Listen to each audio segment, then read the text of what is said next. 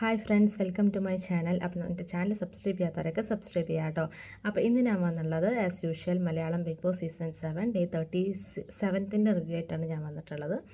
അപ്പോൾ ഇന്നലെ നമ്മൾ മെയിനായിട്ട് കണ്ടത് ഒരു ടാസ്ക് തന്നെയായിരുന്നു.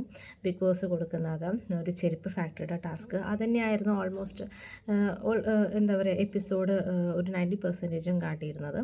അപ്പോൾ ആ ടാസ്കിനകത്ത് നമ്മൾ മെയിനായിട്ട് കണ്ടിരുന്നത് നൂറയുടെ ഒരു ചെരുപ്പ് ഫാക്ടറിയാണ്. അതിൽ കുറച്ച് പേരെ സെലക്ട് ചെയ്തിട്ട് വർക്കേഴ്സായിട്ട് സെലക്ട് ചെയ്തിട്ടുണ്ട്.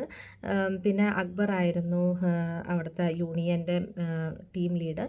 പിന്നെ എന്താ പറയുക ജിഷിനായിരുന്നു നൂറയുടെ അസിസ്റ്റൻറ്റ്, അങ്ങനെതായിട്ട്.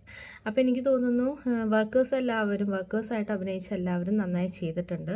അവർക്ക് ആ ടാസ്ക് ഓൺ ടൈമിൽ കംപ്ലീറ്റ് ചെയ്യാൻ പറ്റി. അതുപോലെ തന്നെ എനിക്ക് തോന്നുന്നു ജിഷിനും അക്ബറും തമ്മിലുള്ള ഒരു ഇഷ്യൂ ആയിരുന്നു മെയിൻ ഹൈലൈറ്റ്. അവർ തമ്മിലുള്ള ഒരു ഇഷ്യൂ ഒന്നുമില്ലെങ്കിൽ ആ ടാസ്ക് സാധാ പോലുള്ളൊരു ടാസ്ക് പോലെ അങ്ങ് കംപ്ലീറ്റ് ചെയ്തേനെ.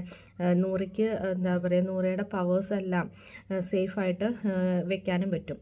പക്ഷേ എനിക്ക് തോന്നുന്നു അതിൽ വർക്കേഴ്സിൽ ഇപ്പോൾ വർക്കേഴ്സായിട്ടുണ്ടായിരുന്ന കുറച്ച് പേര് ബിന്നി മസ്താനൊക്കെയാണ്.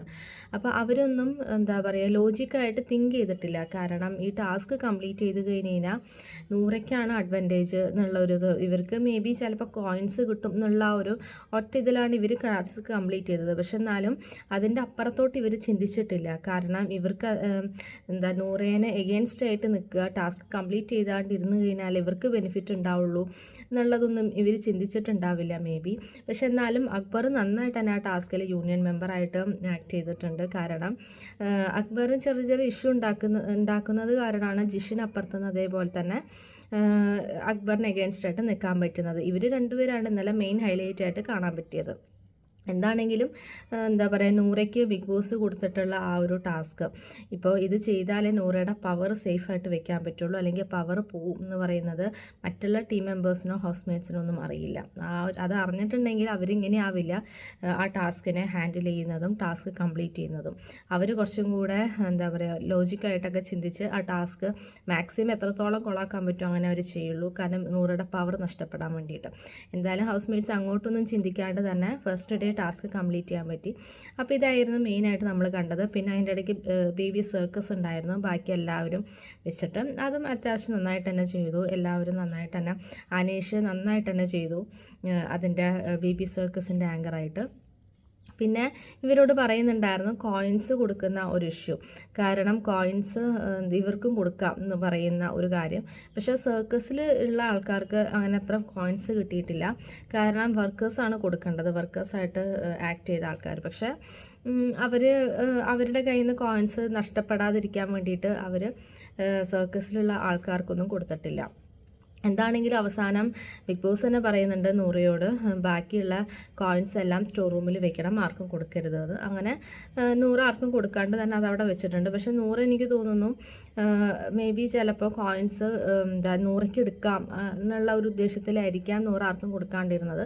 പക്ഷെ എന്നാലും നൂറ് ഈ പറഞ്ഞ പോലെ ഇപ്പോൾ അക്ബർ ആണെങ്കിലും ജിഷിനാണെങ്കിലും നന്നായി ചെയ്തിട്ടുണ്ട് അവരുടെ ആ ഒരു റോളിൽ. പക്ഷേ നൂറ് അവർക്കൊന്നും കോയിൻസ് കൊടുത്തിട്ടുമില്ല. ബാക്കിയുള്ളത് സ്റ്റോർ റൂമിൽ വെക്കുകയും ചെയ്തു. വെക്കുകയും ചെയ്തു. അപ്പോൾ ഇതായിരുന്നു എന്താ പറയുക ആ ടാസ്ക് നമ്മൾ മെയിനായിട്ട് കണ്ടത്.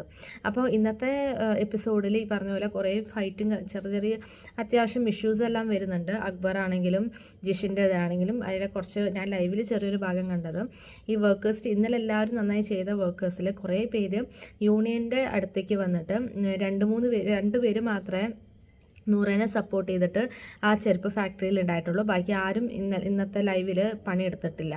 അപ്പോൾ ഇവർക്ക് ഓൺ ടൈമിൽ ചിലപ്പോൾ മേ ബി ടാസ്ക് കംപ്ലീറ്റ് ചെയ്യാനും പറ്റുന്നുണ്ടാവില്ലായിരിക്കും. ബിഗ് ബോസ് അതിനിടയ്ക്ക് വാർണിങ്ങും കൊടുക്കുന്നുണ്ട്, കയ്യാങ്കളി പാടില്ല, അങ്ങനെയൊക്കെ കുറേ കാര്യങ്ങളൊക്കെ പറയുന്നുണ്ട്.